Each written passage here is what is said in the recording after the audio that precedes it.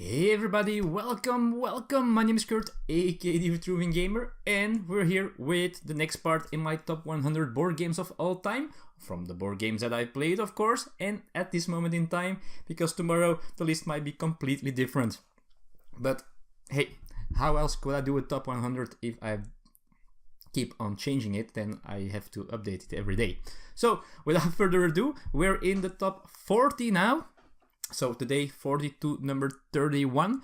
Don't forget the contest. So, as soon as this goes online, people entering the contest will have less entries for each correct answer. So again, what games do you think are in my top 5?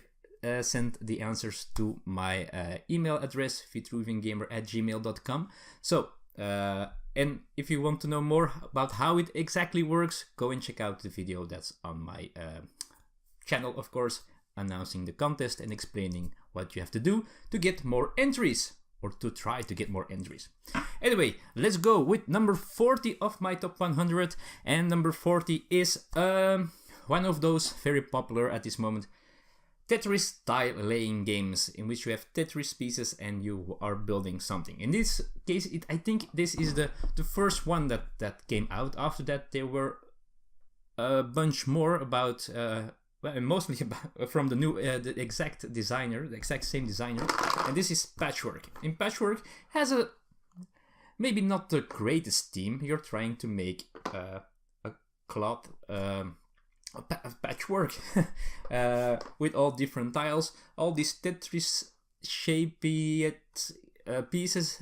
You are going around, you draft them in a way you always have a chance to get one of 3 next pieces in a circle. You have to pay buttons for them. Some of those tiles that you place on your Patchwork can give you more of buttons that you can, of course, use to buy more. And at the end of the game, you scored your tiles, not your tiles, but your buttons, actually. I'm almost forgetting how it scores, but you don't want any empty spaces, because empty spaces are negative points. Very cool, fun game. I like these kind of things. I was a very good Tetris player when I was young and quick with my fingers. I'm not sure if I'm as good as I used to be in real Tetris, but I used to play it a lot, so I know I kind of like these games quite a bit. So anyway, that was number 40. Last year it was my number 47, so it went up 7 spots.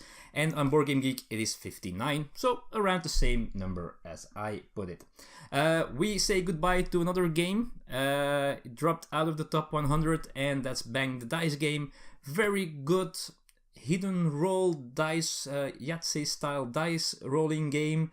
I really like it, but a lot of people that I played are a little bit meh about it, so I don't get to play this as often as I would love to, and that's why it dropped off the list. But I still like it quite a bit.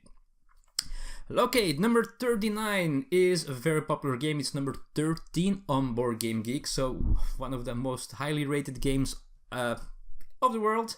It was my number, it was my number 11 last time, so it dropped 28 spots, and I'm not sure why, but there are some better games in my opinion. But this is a great 2-player only game, 7 Wonders Duel. So I think I already mentioned 7 Wonders in my top 100. This is his small brother, only 2 players, and it has a cool drafting system. We are trying to get cards in your empire, and it is in a kind of a pyramid-shaped form. So each time you get a card, you might reveal new cards that then are available to your opponent next turn. And that way you're trying to, well, score the most points. Cards give you resources, gold, and all that jazz. But you can also try to win a different way. You can go up or down on this military track, and if you go high enough, you win the game, like that. Or you can go and score the green cards. I'm not sure the science. I think there's a science victory that you can get. If you get a certain collection of green cards, then you win as well. So you have to keep an eye on that, so that your opponent doesn't get away with those victories. Very cool game, 7 Wonders Duel, my number 39. Number 38, probably one of the most beautiful games of the list, and most of the time when I say most beautiful games, great artwork, then a lot of people already know what I'm talking about, because this game is gorgeous. And it is also very good. And I'm talking about Abyss. And you have to look at the side of the box because it doesn't say in the front. There are four different artworks for the box that you can get. We are kind of purple color fans here, so we bought this one. This is kind of a set collection game where you are a very simple game actually. So each turn you have 3 options. You can go get more cards in the sea with a cool mechanic where you can where you turn over a card and other people can choose to buy that card before you get to take it for free if you want. If you don't want it, you go to the next one, and that way you're trying to get the card that you really want. Other cards, they go to that are not bought, they go to these piles because there are certain factions in this, so they go to their own pile, and as an action you can take the complete pile of those cards. That's the third action that you can do, is use all those cards that you collected to get these lords into your kingdom, into your senate, I don't know how it's called, and those give you special powers or can hurt your opponents or whatever, score you points as well, of course. And you're also trying to collect keys, and if you have 3 keys you get this location which score you more points mostly at the end of the game. But the artwork, as you can see maybe here on the box, is wonderful. It is awesome. It's not a difficult game, but I like it very much, the artwork and the gameplay. That's why it's my number 38. It is 336 on Board Game Geek, so I rate it a little bit higher. Last time it was 29, so it dropped 9 spots. Not a big deal. A bigger drop was, well, for this game, Spyfall. It got kicked out of the top 100. Why? It has its flaws. It's part of the game where each player will get a card. Most players get a location, and one player will be the spy who has no clue where he is. And people are asking themselves or the other players questions about the location that they are, and trying to figure out who the spy is. And the spy is trying to figure out where the hell they are. But it's hard to be the spy most of the time because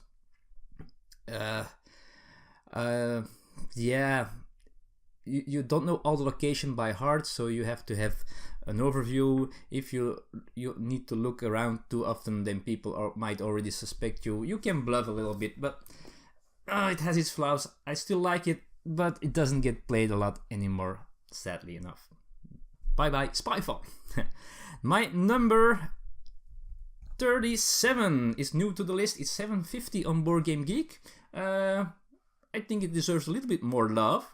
And I'm talking about a heavy game, Fog of Love. Fog of Love is a unique game. So this is a 2-player game only as well. So only 2 players. And in this game, each player plays a character. And they're in a relationship. And you can choose to be a man or a woman or both women, both men. It's all up to you. And you have scenarios. And you're trying to make the relationship work or not, because at the beginning of the game you get a certain amount of goals, and your goal in your relationship might change during the game, making it a game. So because you can win and the other one can lose, but you can both win as well, depending on what you want out of the relationship. Maybe you want to split up, maybe you want to be the happiest couple around, and you do this by playing cards that changes these stats. You put little tokens on certain stats. I'm not sure if I can see it, like sincerity, gentleness, sensitivity.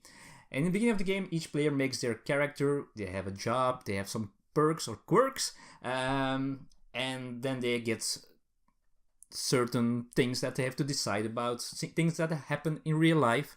You're going to visit your in-laws, and this happens. What do you do? and you're trying to influence those tracks according to what you want out of your relationship, and then you'll see what happens. Very, very unique game, very good for couples. Fog of Love, my number 37. Alright, 36 is one of the, well, this is one of my first year in board gaming, so it stays strong. It apparently wasn't on the list last year, which is kind of strange. It is number 218 on Board Game Geek, so it got a revival because sometimes I realize how good these games are, and this is really a gateway game, and it's Takenoko. Now, this is not only a great gateway game, the gameplay is very cool, but it looks gorgeous. It has this, so you are in this Chinese garden where you have a panda that is roaming around and eating bamboo, but that doesn't grow there normally, so you're also working with a gardener that is walking around, making everything grow. You're placing new tiles, and you have these scoring cards that want you to have certain things on the board. Maybe you want to have eaten certain colored bamboo, maybe you want a certain pattern of tiles lying there somewhere, and that scores you points. Very cool looking game. This is an eye catcher on the table. You have a big version as well, which is way too expensive for my taste, but it looks awesome. People who see this, the little panda, they go bananas and they want to try it out. And this is one that makes people come into board game hobbies. Takenoko, my number 36. Very cool one. Next one, new to the list, 352 on Board Game Geek. Yeah, it has been announced. It had been nominated for the Spiel des Jahres 2017. It took me a while before I bought it, and but the more and more I saw reviews, the more and more I thought I might really like this, and I do. That's why it's my number 35, and it's Magic Maze. Now, Magic Maze is a cooperative game in which you play adventurers that are in this magical shopping center, this mall, where they are trying to get their weapons and then escape. They're actually stealing their weapons back, or new weapons, to go back to adventuring. But of course they have to be silent. So in this game, the players are not allowed to talk as soon as the sand timer is running, because this is timed as well. So you have a sand timer, you're trying to walk around. Now, that's not all. Not every character has his own character. No, they're playing everybody, but they have their own job that they should do, and some players can move north, some people east, west, and south. Some player can use the escalators, some can use the portals that are all around, and that way you are trying to get to wherever those characters need to go while not talking to each other. You have this big pawn that you can put in front of a player if you really think they should do something, but you cannot say what they have to do. And there are places where you can go to turn around the sand timer again. If you do so, then you are allowed to talk, discuss what you're going to do, but as soon as one player moves a pawn again, it's back to silence and back to the frantic moving around. Very cool game. Plays in 15 minutes, the box set. Yeah, but you probably play more than one scenario when you're playing this. So, very cool game. Magic Maze, my number 35. Yeah. Alright, number 34 was number 10 last year. So it dropped 24 spots. I still like it a lot though, don't worry. It is number 54 and 113 on the list because I added two versions together, and I'm talking about Codenames and Codenames Duet.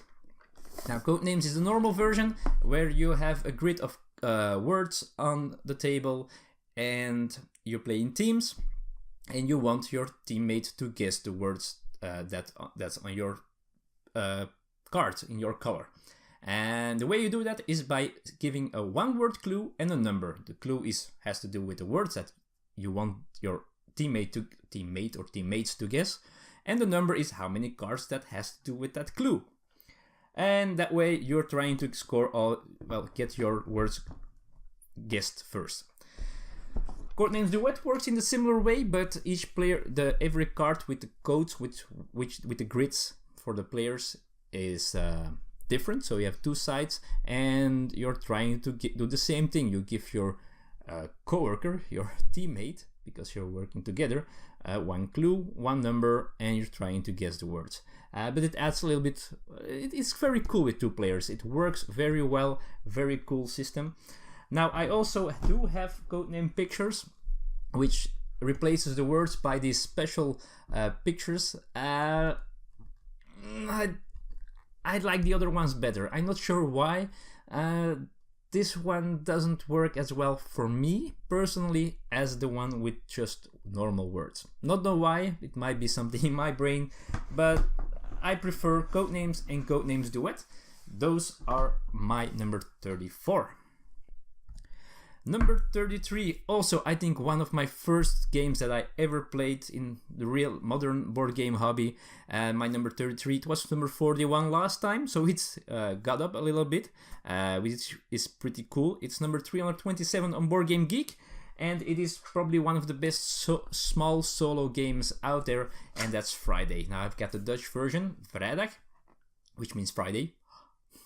In this game you're playing, I think you're playing Friday, and Robinson has got on the island, he's clueless, and you're trying to help them, and it is a kind of a deck building game. So each time you're going to draw two missions or quests that you can do, you choose both of them, and then you can play a number of cards trying to reach the number that is needed to complete the mission. If you do, you get that card and you flip it around, and it makes your character stronger. It gives you more strength. It gives you opportunity to draw more cards, to get life back and stuff like that.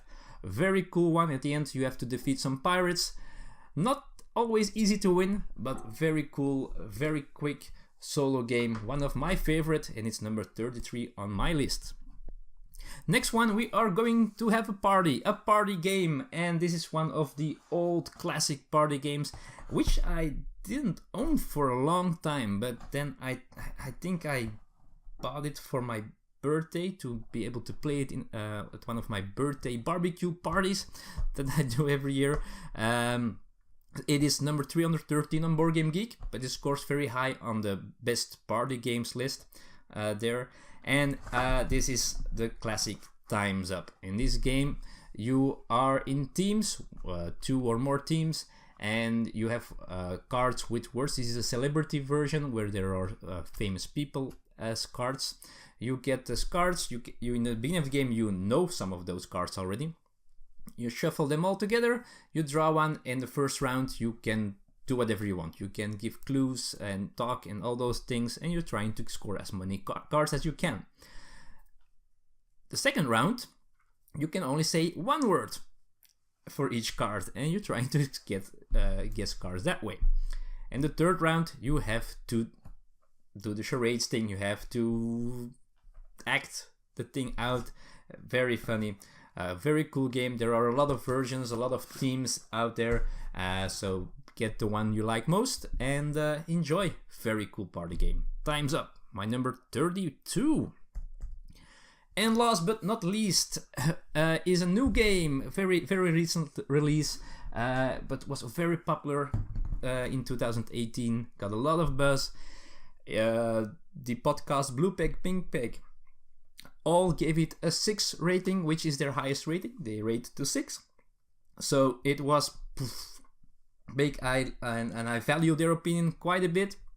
I bought it, I played it, and I loved it.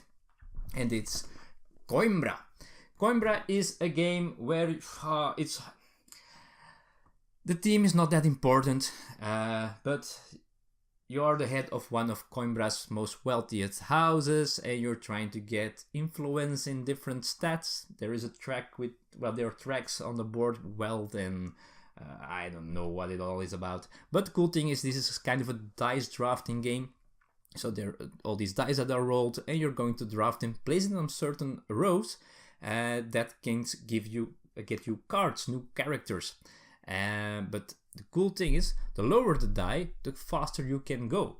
But the higher, the higher the die is, then you get first pick. But the price of the die, of the card, is the die result. So the higher, then you go first, but you pay a lot more. A very cool system, and you're trying to influence those tracks. You're trying to move around on a map with all your traveler here. There are end game scoring cards that you can activate. Very smart game. Also very beautiful on the table, very colorful. That's my number 31, Coimbra. It's 330 on Board Game Geek, so it's already high up there after a few months of release. And that ends this part. We already, we're doing well. We have 70 down the drain. 30 more to go, folks. 30 more to go. So, thank you for watching this episode. I hope you're enjoying this. Don't forget the contest. Go to check the video and enter. Please enter. It's for your own good. You can win this awesome gift certificate from Portal Games, 75 euros that you can spend on their web shop. Awesomeness. Anyway, thank you for watching this episode. Thanks for commenting, for subscribing, liking, whatever. And I hope to see you in the next part. We're reaching the top 30 now. Very excited. See you soon. Bye bye.